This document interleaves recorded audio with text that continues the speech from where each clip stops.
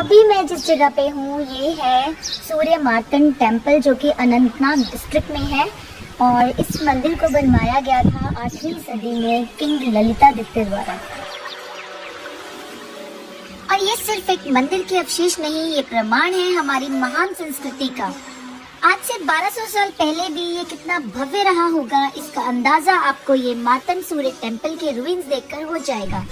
न जाने कितने आक्रमणकारियों के हमलों के बाद भी ये इतना भव्य है, हम बस कल्पना ही कर सकते हैं।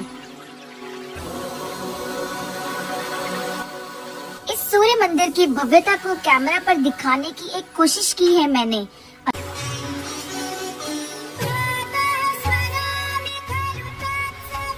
मार्तंड सन टेम्पल श्रीनगर से सिर्फ 65 किलोमीटर दूर है और कश्मीर के फेमस टूरिस्ट डेस्टिनेशन पहलगाम के रास्ते में ही पड़ता है। मार्तंड सूर्य टेम्पल एक प्लेट्यू या हाईलैंड पर बना हुआ है, जिसको लोकल कश्मीरी लैंग्वेज में क्रेवा कहा जाता है। भले ही ये जगह अब एक खंडर में तब्दील हो गई हो, पर जब आप यहाँ पहुँचते हो तो बस मुंह से अमेजिंग, मार्वलस और गजब जैसे शब्द ही बाहर आते हैं। And you can also feel the grandeur of this place. जैसा कि आप देख सकते हैं कि ये अब बिल्कुल खंडर ही दिखता है, क्योंकि जो उस टाइम के बहुत सारे मुस्लिम इन्वेडर्स थे उन्होंने इसको ना तोड़वाया था। बट जो मेजर रोल रहा है जिसके ऑर्डर्स पे तोड़ा गया था इसको, वो था सिकंदर शाह मीरी।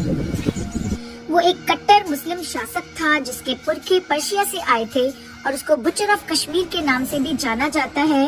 और उसने ही मार्तंड सूर्य टेम्पल को तोड़ने के ऑर्डर दिए थे 1400 AD में, मंदिर बनने के तकरीबन 600 साल बाद। राज तरंगिणी नामक किताब में इस बात का जिक्र है कि कैसे शाह मीरी के सैनिकों ने पूरे 1 साल तक मंदिर को तोड़ा और फिर भी इसको ज्यादा नुकसान ना पहुंचा पाए, तो फिर उन्होंने पूरे मंदिर को ही आग लगा दी, जो कई दिनों तक जलती रही। कहा जाता है कि राजा रामदेव, जो कि पांडव डायनेस्टी के किंग थे, उन्होंने इस मंदिर की नींव 3007 BC में रखी और उनके बाद कई राजाओं ने इस मंदिर में अपना योगदान दिया। पर मार्तंड टेम्पल को इतना ग्रैंड बनाने का सारा श्रेय जाता है किंग ललितादित्य को। जो किंग ललितादित्य थे वो सच में एक महान राजा थे। उनका कंपैरिजन है वो मोस्टली अलेक्जेंडर के साथ किया जाता है, क्योंकि जब तक वो यहाँ पे रूलर रहे, किसी भी चाइनीज, मंगोल या अरब की इन्वेडर की हिम्मत नहीं हुई कि वो आकर इंडिया पर कब्जा कर सके या हमला कर सके। He was so great because उस टाइम पे इंडिया को इन्वेड करने का यही रूट होता था, वाया कश्मीर।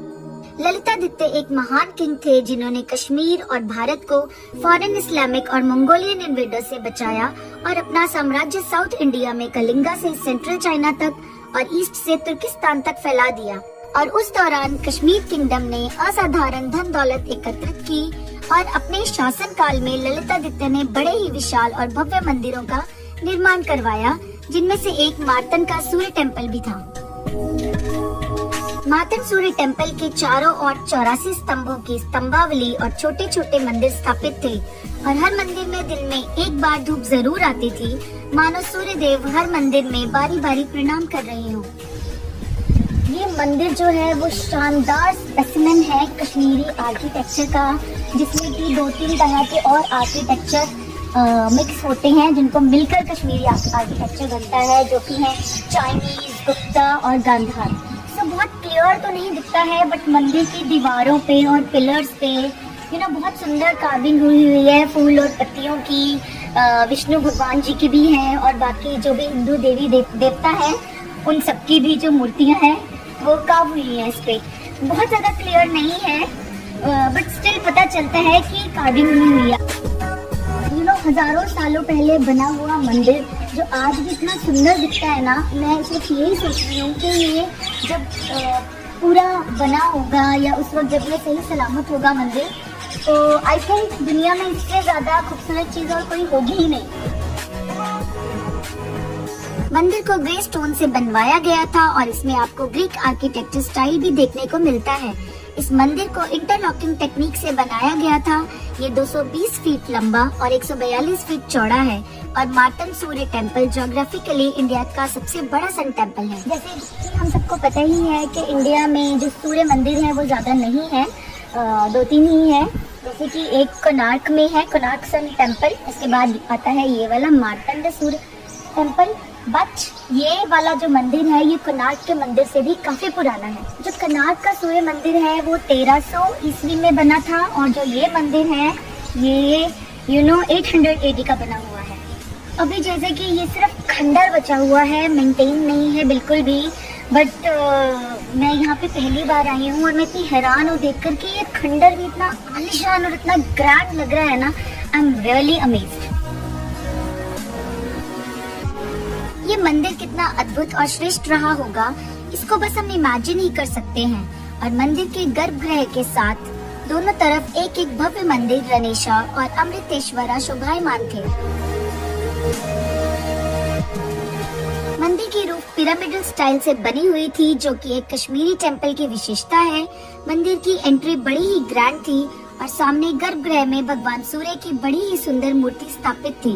और कहा जाता है कि मंदिर के अंदर ऐसे यंत्र लगे हुए थे जो सूरज की रोशनी को दिन भर सूर्य देवता की प्रतिमा पर रिफ्लेक्ट करते थे। मंदिर के बीच में दोनों तरफ माता गंगा और माता यमुना की मूर्तियां बनी हुई थी जो आज भी खंडित अवस्था में आप देख सकते हैं।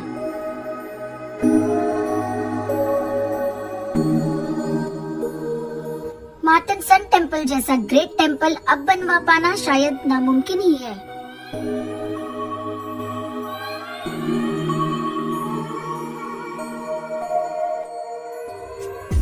कहा जाता है कि शेषनाग झील से यहाँ पानी आया करता था जो इस कुंड में एक फिल्ट्रेशन प्रोसेस के बाद आकर इकट्ठा होता था और उसी जल से मंदिर धोया जाता और फिर हवन होता था।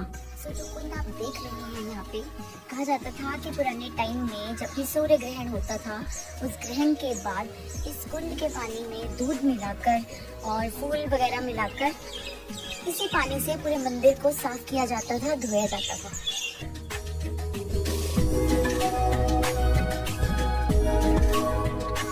मंदिर का ग्रेट आर्किटेक्ट और ग्रैंडियर आपको इसके हर कोने में देखने को मिलेगा। अगर आप कश्मीर आए तो यहाँ आकर अपना हजारों साल पुराना महान इतिहास जरूर देखें जो आज शायद कहीं खो सा गया है। और अगर कहीं इसकी झलक देखने को मिले भी तो वो भी गलत फॉर्म में, जैसे बॉलीवुड ने इस ग्रेट मंदिर को शैतान की गुफा बना दिया था। शहीद कपूर की पिक्चर हैदर में सन टेम्पल को शैतान की गुफा बताया गया है और उसके बाद लोकल लोग इस टेम्पल को यही कहकर बुलाने लगे। अब इस बात का फैसला आपको ही करना है कि ये कोई इत्तेफाक था या सिकंदर मीरी जैसे किसी इंसान की विकृत मानसिकता का उदाहरण। ये वीडियो आपको कैसा लगा ये कमेंट करके जरूर बताएं और हो सके तो यहाँ आकर इस जगह और इस मंदिर के वैभव और इतिहास को अपनी नजरों से जरूर देखें। See you in my next video. Till then, bye bye.